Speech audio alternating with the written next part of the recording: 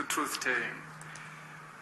I happen to be one of the members of an organization called Rwanda National Congress that is now almost 1 year old, which is trying to preach this message of reconciliation and healing and peaceful transformation of Rwanda. And when we've gone to Rwandans across the ethnic divide, the Hutus and Tutsis, here in America, in Canada, in Europe, and everywhere we've gone, always, without exception, people always ask me or ask my colleagues, who actually killed President Habyarimana? And it always put me in a very difficult situation, because on the one hand, I knew the truth of who actually did it, but on the other, I had not actually crossed the threshold of fear to say, actually, I know who did it, and this is the guy who did it. Because I have known this for many years, and it's only recent, on the 1st of October 2011, that I had to do it. And I had to do it because of the theme of today, which is, can we as Rwandans begin to talk to each other first and foremost, even without playing to the gallery? Because very often when foreigners are watching, like the gentlemen and ladies who are, I think gentlemen who are asking questions, most likely these are people from that Kagame sends from all over America. He pays for their tickets, he pays for their hotels, to appear wherever Paul is so that they can be disruptive, to be where I speak so that they can be disruptive. And sometimes I joke about it, I say, guys, you're so lucky because you're in America where you have the luxury of being able to speak your mind and you won't be penalized for it. Because if you are in Rwanda and you say the kind of things that I or Peter or Paul or any other Rwandan would like to speak about whatever is going in the country, you pay a heavy price, and sometimes the price is your life.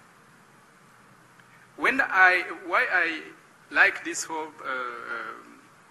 why I'm very much interested in this whole issue of truth-telling, is that, as you know, while I was in government, the likes of Peter wouldn't be my friend. No, because Peter, in academic circles or as you know how universities are, professors actually are normally, and students are normally encouraged to be heretics, to say things that are so crazy that everybody asks the question, why is this guy doing this? And so the likes of Peter, who said things, and his sister keep on things. When I was in the government, I would say, why is this guy saying things of this nature? Like, let me give you just 2 examples. Like on the question of genocide, which question the other fellows were asking. I believe that it was a genocide of the Tutsis. I believe that an event like that one was planned. But when I talk to Peter and he encourages me to think, he says, there is evidence that shows that actually maybe there wasn't planning.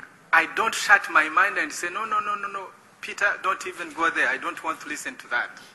Or when he says the RPF was being supported by the Pentagon and the Americans to make sure that it's strong and wins, because I was part of the leadership of the RPF, I say, Peter, I disagree with you on that point, but I'm open-minded. You can convince me. Then he says, I can show you the evidence. The problem with Rwanda is that we've closed our, and it's not simply Rwandans who have that natural inclination to be closed-minded, but governments of the day, because of power calculations, they encourage people to be very close-minded, and they don't want to be open-minded to telling each other truth, so that we can begin to see our history as a shared history of the good and the bad, because that's what history is all about. Even for you Americans, when you look into your past, the 200 years of your history, what do you see? You see stains. You see stains of slavery. You see stains of the Civil War. You see stains of how, Americans abroad have not always been the magnanimous superpower that we would like to believe it is. But that is your history. You even have monuments that show you that dark part of our history, because that's your history, the good and the bad. And so the Rwandans, because of the powers of the day, and because power in Rwanda has always been, until now, we haven't been able to change that, especially, of course, you know, for centuries it was the Tutsi king, and he was the king and everybody were subjects. And of course, since 1959, it has been power, first from a Hutu elite, and then 1994 it changed hands once again into the hands of a Hutu elite. And so because of this, whenever one small group captures state power, it becomes what I think we're talking about it earlier in our conversation. It's the winner takes it all. Or in economics, what people have called the zero-sum game. When I capture power, I must make sure that the other side suffers. And the other side either dies or is banished into exile or learns to live like a second-class citizen. And because of that, therefore, the powers of the day do not encourage people to be open-minded to telling each other truth, so that we as Hutus and Tutsis can begin to live together as Rwandans and try to imagine another future in which we can be equal before the law, we can have equal justice, and so on and so forth. So that's like something to introduce really the subject. And it occurs to me that there are 4 questions which I want to encourage us to think about. I want to give the answers because I think about them, I have opinions about them. The first challenge that we have in Rwanda is, for this and future generations, especially for us now, is, can really Rwandans imagine a process in which the acquisition of power and maintenance of power is not through the violent path? Because until now, we are yet to figure out smart Rwandans who are very innovators, who can imagine an experiment like other societies. Maybe I won't give an example of America, because even the American democratic experience is work in progress. Every democratic experience is work in progress. It's never finished. But I always imagine, is it possible for Rwanda to imagine that people can come to power and maintain power, not through the violent path, but through a peaceful path? That's what Paul and myself and other Rwandans are beginning to preach to Rwandans. And we've discovered that actually that is it's a very difficult message, it's a difficult proposal, but we are discovering that Rwandans are very much interested in it, and that gives us hope. So that's the first challenge. Can we reimagine the process of power that is through peaceful change rather than violent and revolutionary change? That's one. Number 2, is it possible to create power structures in Rwanda in which the Hutus and Tutsis and the Twas can actually feel, yes, that's where we belong. Yes, this is our government. Yes, these are our institutions. For a long time, as we've said, power was about the Tutsi kings.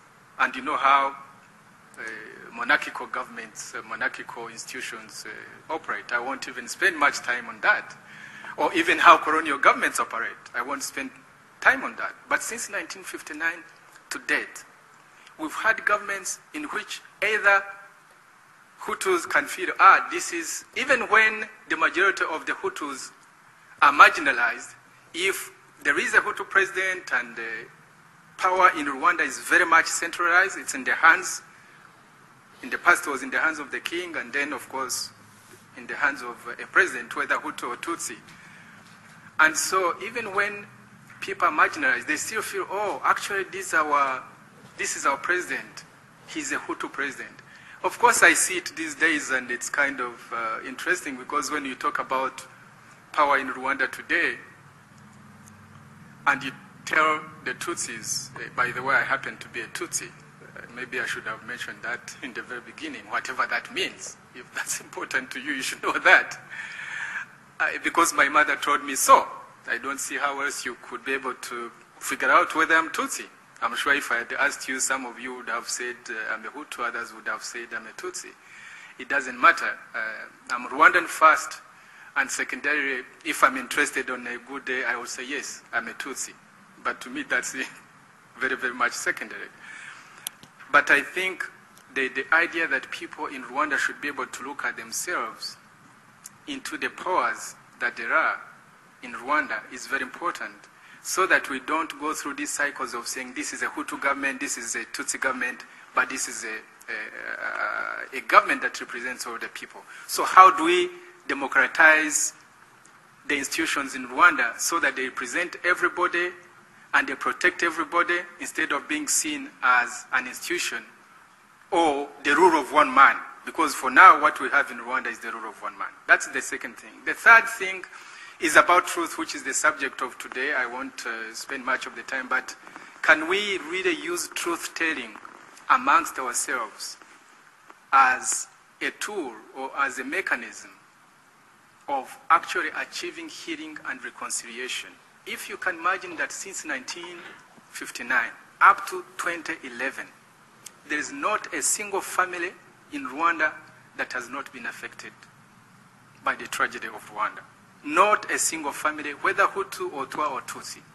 All of us, I'm always quick to point it out, we are like a sick nation. We're a sick nation that is in need of healing.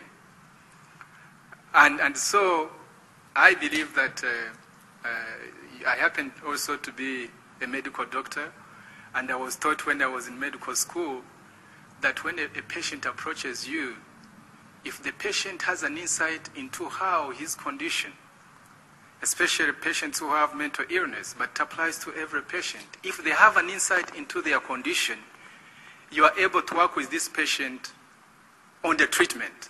But if they do not know their condition, it becomes extremely difficult for this doctor to treat you, because you don't have really an insight into your condition. So I believe that we have to, Rwanda as a people, we have to look at ourselves in the mirror and look at the blemishes on our faces, the stains on our faces, the stains in our history, how we've wronged each other, but how at the same time we have a shared history, and how we have a common present, and how we have to reimagine a future that belongs to all of us.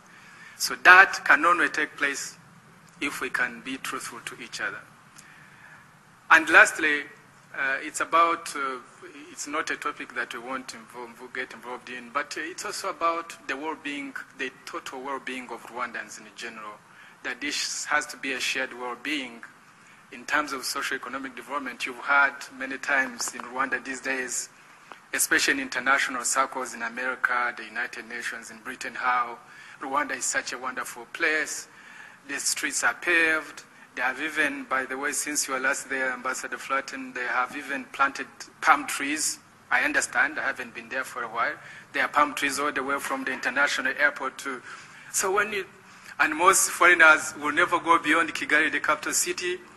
So when they go to Rwanda and they come back, they say, oh, Rwanda looks beautiful, because to them, Kigali is Rwanda. And they go there, they meet government officials. I used to be Kagame's chief of staff, so I essentially ran his enterprise called Rwanda Incorporated. So we knew how to prepare a script, which every